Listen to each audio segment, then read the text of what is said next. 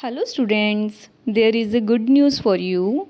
Now you can write the same matter at different speeds. Link of the same is given in the description box. Thank you. Start. The criminal appeal is taken up for disposal on remand from the Supreme Court by order dated 29/3/2007 in Criminal Appeals of 2003, whereby the Supreme Court observed as follows: full colon para.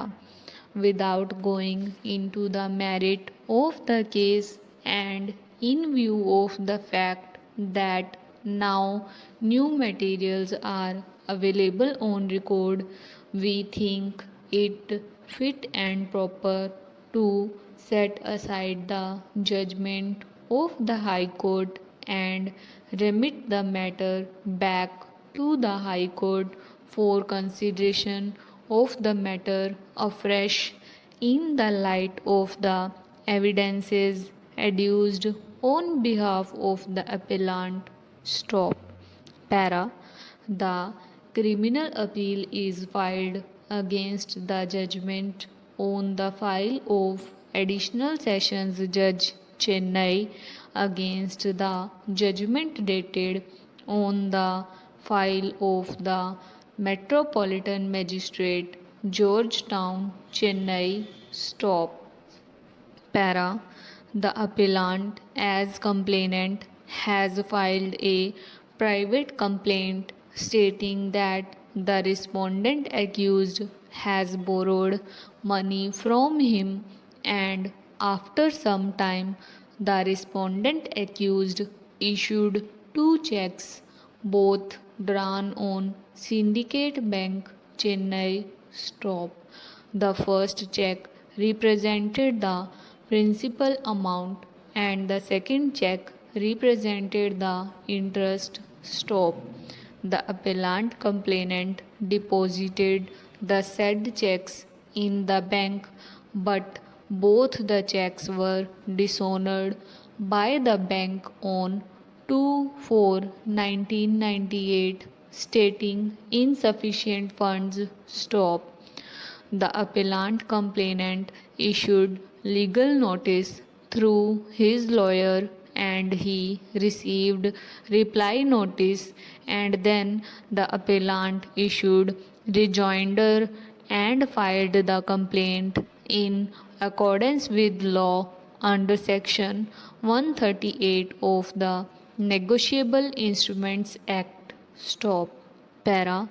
The trial court, after taking cognizance of the offence under section 138 of the NI Act, issued summons to the respondent accused, and after questioning the accused, examining prosecution witnesses and marking exhibits, by judgment convicted the respondent accused for the offence under section 138 of the NI Act and sentenced him to undergo simple imprisonment for 1 year and to pay a fine of rupees 13 lakh in default, to undergo simple imprisonment for 1 month, and out of the fine amount the trial court directed the complainant to pay rupees 14 lakh as compensation. Stop. Para. Against the said judgment of the trial court, the respondent accused preferred appeal in criminal appeal, and the first appellate court allowed the appeal filed by the respondent accused and set aside the conviction and sentence passed by the trial court and acquitted the respondent accused of the charge under section 138 of the NI Act. Stop. Para. Against the said judgment of the First Appellate Court.